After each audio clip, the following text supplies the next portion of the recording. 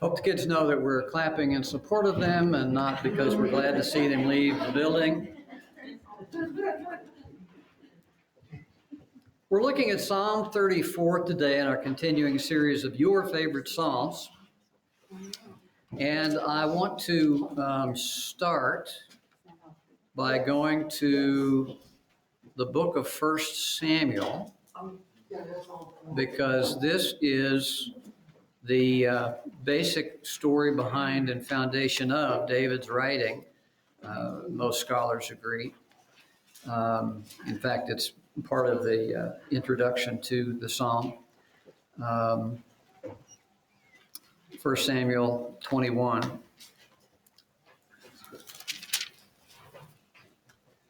So as we get a little bit of background, let me remind you of the story. David, since he was a youngster, was chosen specifically to be king. And you remember the prophet came to him, came to his family, and looked at all the kids and said, you got anything else? And so they said, yeah, we got this guy out in the field, this kid, and brought David back. And Samuel said, yeah, that's him, because we know that God judges on the heart and on the outside of the man. So David had this mantle of being the future king, and that obviously would have been not just a great honor, but a great burden.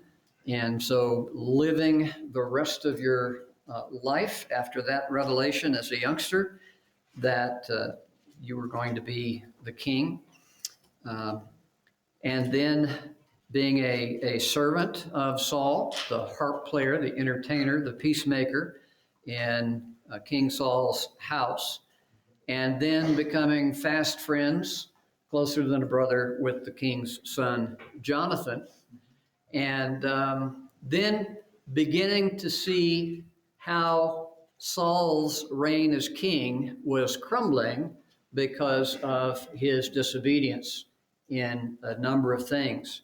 And so David is watching this, and I don't want to try to make it too modern day relevant, but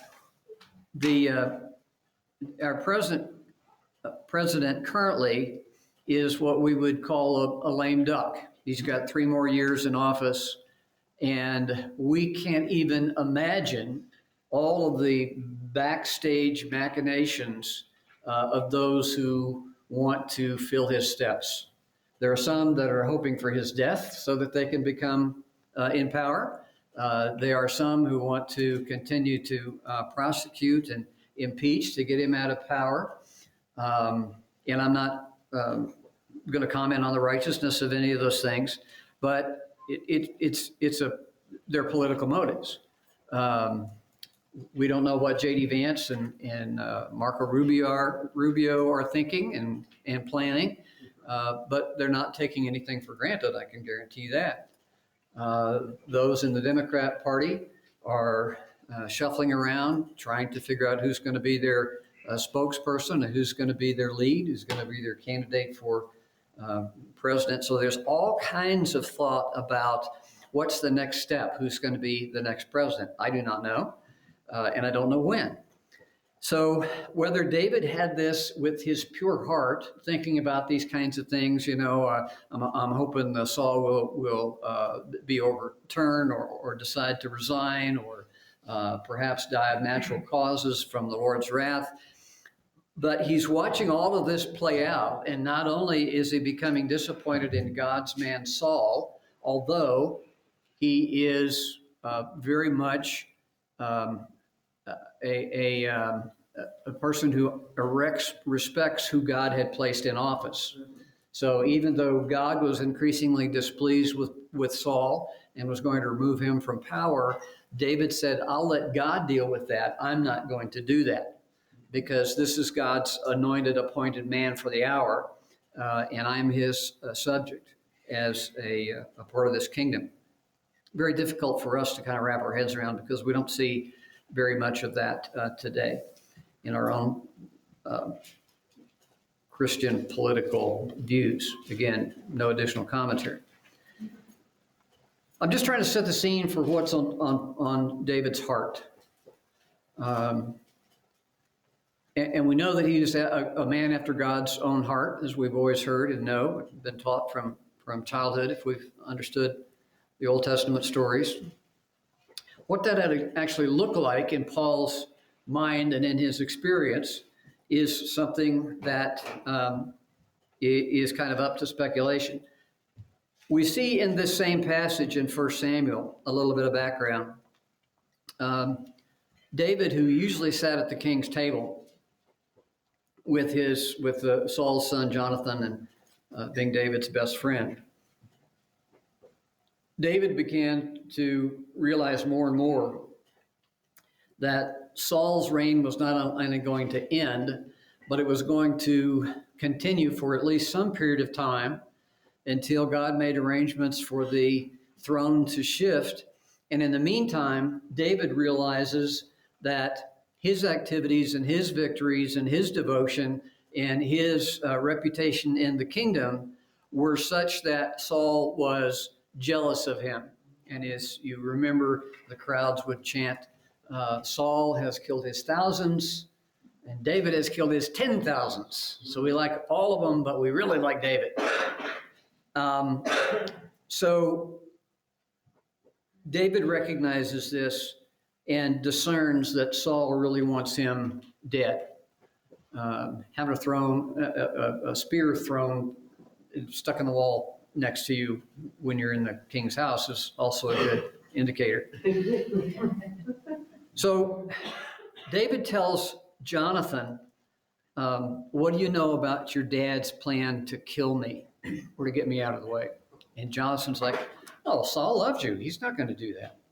And so David comes up with this plan. This is just the previous chapter in 20. Comes up with this plan to say, I tell you what, I'm going to tell the king's staff that I can't come to dinner tonight because I've got some religious obligations, and you kind of feel him out for what he's thinking about me. And during that dinner, in David's absence, Saul very explicitly says that David must die, and Jonathan hears that.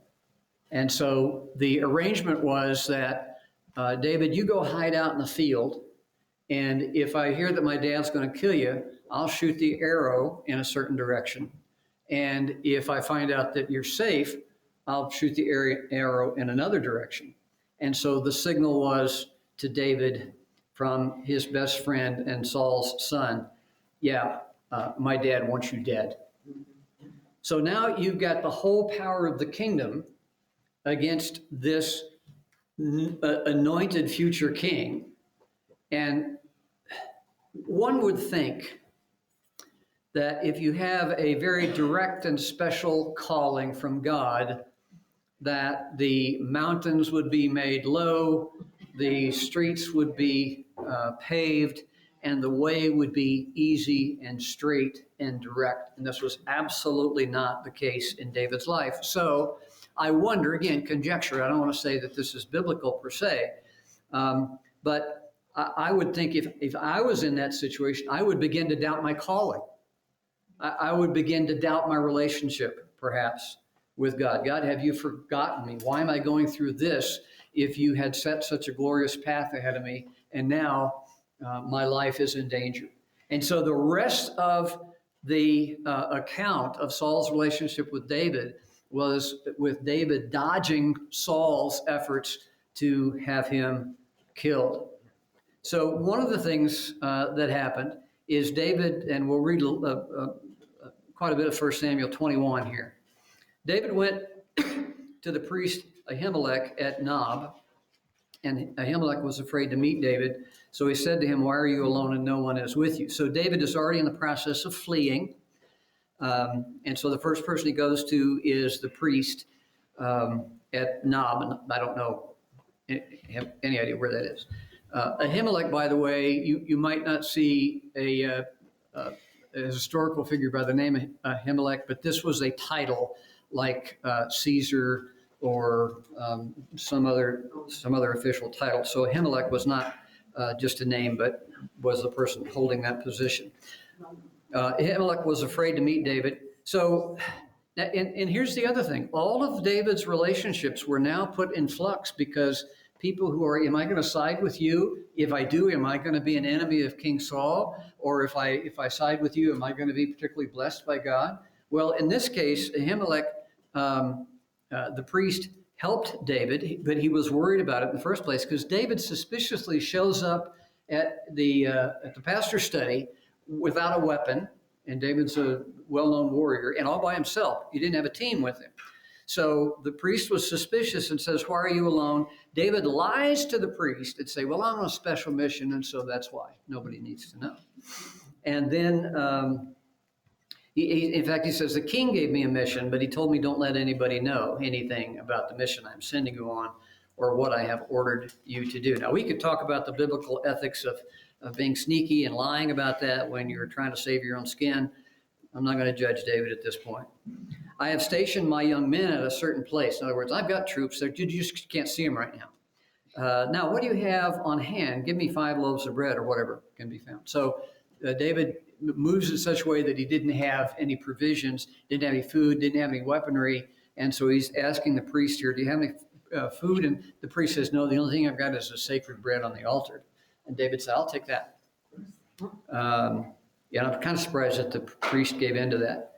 David answered him, I swear that women are being kept from me. So you can't eat the consecrated bread if you haven't kept yourself pure. And David's still pretending that he was getting provisions for this non-existent army of his. He says, no, everybody's pure. We can eat your bread. No problem with that. The priest gave him the consecrated bread. And then he also said, do you have a spare sword or spear on hand? Well, sure. Every pastor should have some level of weaponry. You probably got something on your wall in the office back home. And the priest says, well, the only thing I've got is that big sword you took off of Goliath when you killed him, years ago. And David was like, I'll take it. So now he had a sword. And of course, you may remember when we talked about the life of David, probably a couple of years ago now, that there was kind of a spy that saw him talking with the priest. You remember Doeg, or however you pronounce that. And he went and told Saul, and so Saul heads toward the last place he saw David to try to catch up with him and kill him. So now, here's the part that is the inspiration for the psalm. David fled that day from Saul's presence and went to King Achish of Gath, but Achish's servant said to him, isn't this David, the king of the land? Don't they sing about him during their dances? Saul has killed his thousands, David his tens of thousands. David took this to heart and became very afraid of the king of Gath. So that was kind of a safe haven away from Saul. Saul wasn't going to try to push the limits on this particular kingdom, but this particular king was like, David could be a spy, could be an enemy. We don't want to have anything to do with him. He's a threat to us. So David took this to heart and became very afraid of King Achish. So he pretended to be insane in their presence. He acted like a madman around them, scribbling on the doors of the city gate and letting saliva run down his beard. And the king was kind of a wise guy. He says, look, you can see this man is crazy. Why do you bring him to me? Do I have such a shortage of crazy people that you brought me this one to act crazy around me? It's this one going in my... So for the time being, David made a wise choice of just playing a character with no army, no power, no mental capacity. Again, I want us to think about how low a person had to go. Now, we think this is clever. It worked for David. But here's David knowing, having been appointed to be the future king of Israel, is now scribbling on the walls and dribbling down his beard and acting like he's out of his mind. That's the point to which he had come. one of the things I am learning as I push 70 years old is the contrast between all of my faculties that I have now, and thank the Lord I'm in reasonably good health. I can still stand on my own original parts and have most of my mind still here, and am able to do this with you on Sundays. But I'm not the man I used to be, and I have to realize my limitations. When I was younger, I was 10 foot tall, bulletproof, could leap tall buildings in a single bound. And I would be willing to confront any challenge, anytime, assuming that my mind and body and training and instincts and God's protection would watch over me and care for me. And those things were true. And now here I am, and I've got to be careful about what I do. That depends on my knees and my strength. And I used to be very eloquent. You probably can't tell it now, but there was a time when I could really give a great speech, pick a word out of my brain, just in the spur of the moment. And I just don't think that quickly anymore. And it's very humbling. I've been a protector all of my life, not just a husband and a father, but also in public safety. And I feel like I should be able to take care of everything. And now, I used to be disappointed when I would walk into a bank and it was not being robbed. And now I'm thinking, could I really pull this off? Could I do this? So I'm just saying that because I can relate to David, who came from a position of strength and hope and power and is now at his lowest point, his weakest point, and he's acting like somebody he's not. He should be regal and royal and strong and powerful, and he's not. He's dribbling in the dirt, pretending to be out of his mind. Now, with that as the background, we go to Psalm 34. And there are some whiny psalms in the Old Testament. There's a whole book called Lamentations. There's a whole book written by somebody called the Weeping Prophet. There's a whole book written by King Solomon that says, everything's worthless. So that this could be one of those psalms, but it's not. Now, you'll notice, as I said, when we began this adventure into the book of Psalms, that the captions and the verses and the chapter numbers are not sacred text. They're added by translators. Although the numbering of the Psalms is probably pretty original because they were independent. It was not a narrative, it's a poem or prose. But that the little commentary in italics was part of the original text. So in the Christian Standard Bible, it says before verse 1, concerning David when he pretended to be insane in the presence of Abimelech, who drove him out, and he departed. So those little commentaries are probably part of the original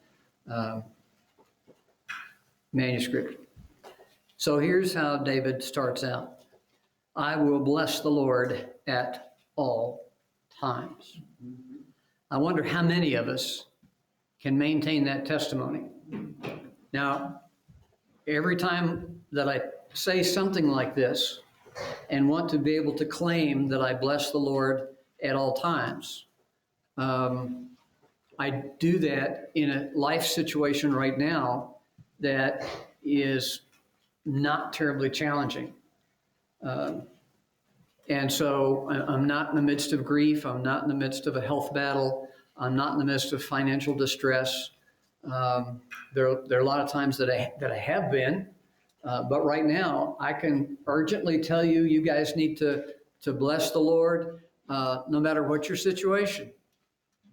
And that's true, and that's what David is proclaiming, but it's not easy. Easy preaching, hard living, right?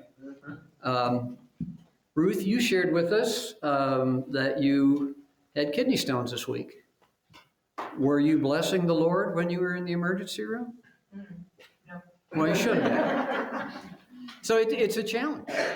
It's a challenge. I'm sure you were praying. His praise will always be on my lips. And again, I think about April, visiting her in the Pueblo County Jail. And I say, where's your faith? God saved me. He gives me courage. I will boast in the Lord. This is a word that can be bragging, shining as a light, boasting in the Lord. So boasting not just in words, but in behavior as well. The humble will hear and be glad. Many times when troubles come, it is to remind us of our dependence on God and to cause us to be humble. I made a grave mistake when I was a young man, asking God to keep me humble so that people will only remember what Jesus was doing in my life and not remember my name. And boy, has that become true, at least the forgetting who I was part. And I've often said, Lord, I asked for humility. I didn't ask for you to humiliate me. The humble will hear and be glad.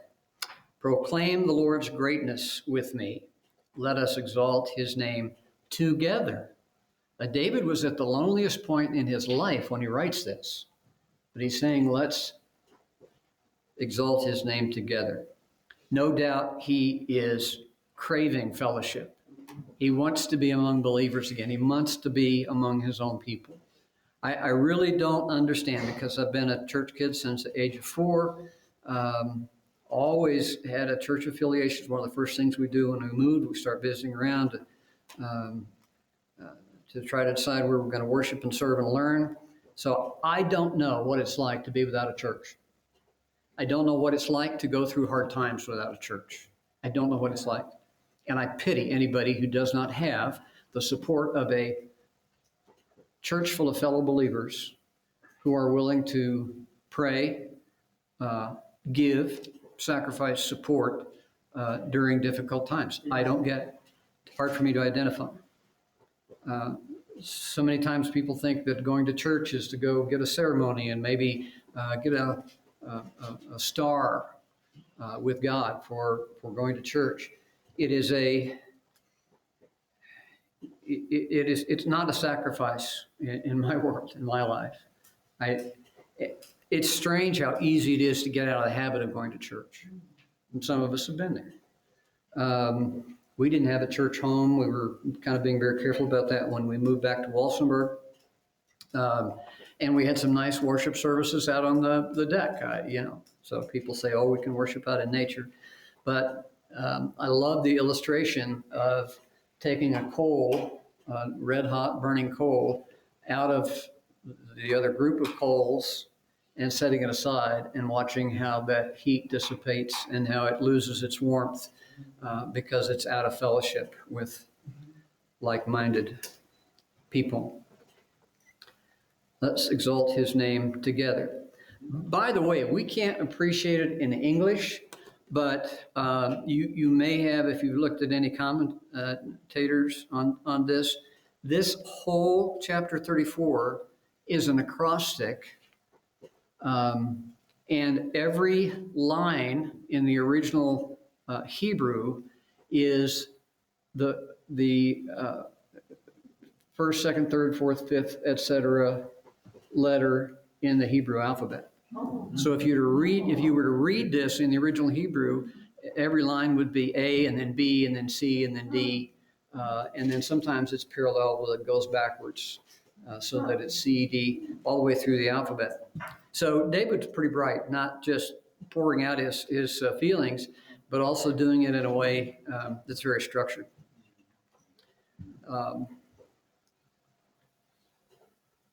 You took Hebrew in seminary, didn't you?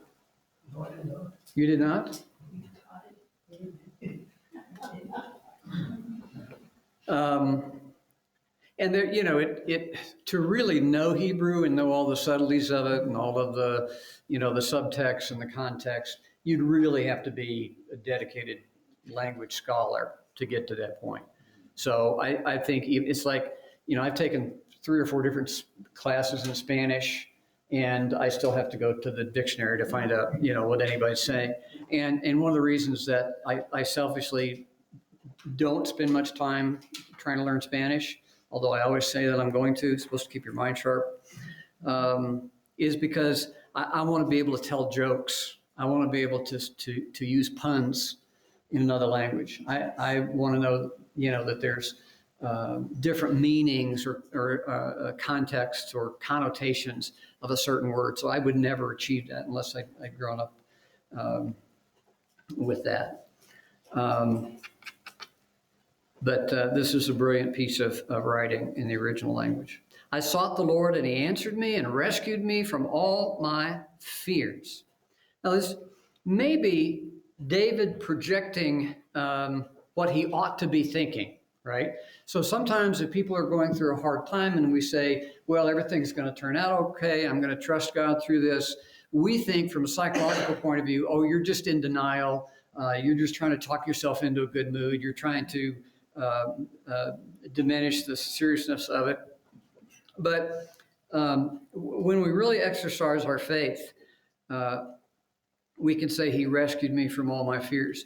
Those who look to him, and this word look, since I don't know Hebrew, I had to look it up. And I use, on this particular study, I've been using BibleHub.com because they have a line-by-line Hebrew translation that gives you kind of a depth of the meaning of some of these words. So this look is like scan, seeking, not just made a glance or, yeah, I see this, but really earnestly surveying the land. Those who look to him are radiant with joy. Their faces will never be ashamed. This poor man cried, and the Lord heard him and saved him from all of his troubles. The angel of the Lord encamps around those who fear him and rescues them.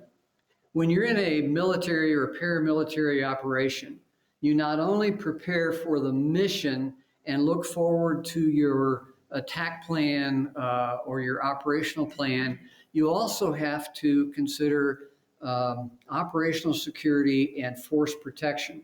So not only you say, okay, we got to take that hill, I've got X number of people and certain armaments, and they've got X number of people and certain armaments, and they've got a defensive position built up, and we've got weapons that can overcome that. You also have to say, what are we going to do to protect our troops while we're engaged in this mission? It's called force protection.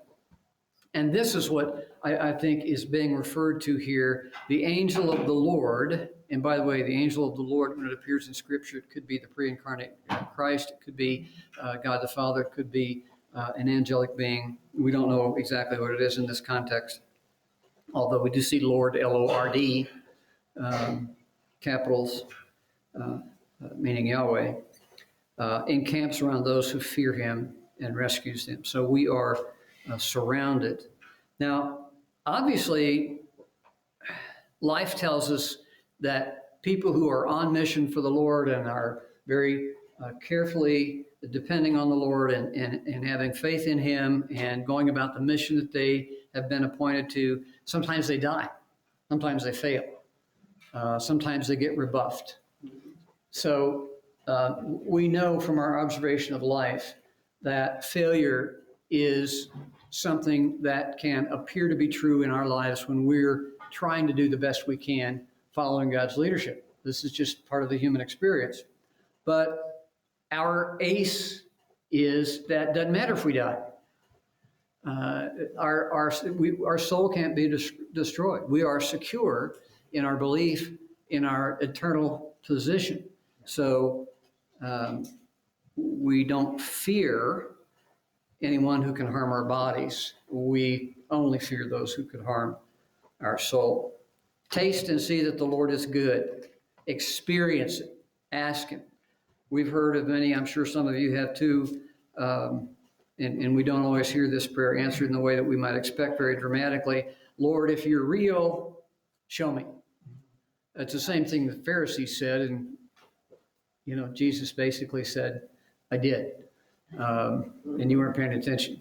But there are those who God has graciously answered that prayer, or prove it to me, some circumstance or some miraculous, some amazing, somebody coming up and interceding. How happy is the person who takes refuge in him. You are his holy ones. Fear the Lord. David's preaching here. For those who fear him lack nothing. And again, this is kind of a hyperbole, and it's very optimistic, and we know that sometimes those who fear him are martyred. Those who fear him have disease and sickness and hunger and financial ruin. But again, the eternal perspective is lacking nothing. Young lions lack food and go hungry, but those who seek the Lord will not lack any good thing. Come, children, listen to me. I will teach you the fear of the Lord, who is someone who desires life, loving a long life to enjoy what is good. Keep your tongue from evil and your lips from deceitful speech. Turn away from evil and do what is good. Seek peace and pursue it. It's interesting that David says seek peace, because even he, though he was a great warrior, he always preferred peace, as the greatest warriors do.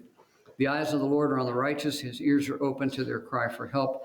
The face of the Lord is set against those who do what is evil, to remove all memory of them from the earth. The righteous cry out, and the Lord hears and rescues them from all their troubles. The Lord is near the brokenhearted. He saves those crushed in spirit.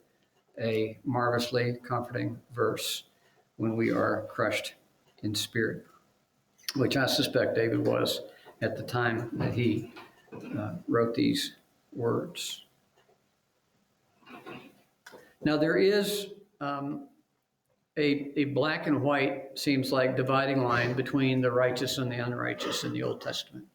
And we also know that there is none righteous, no, not one. And we know that some unbelievers do nice and good things, and some believers do unnice and ungodly things.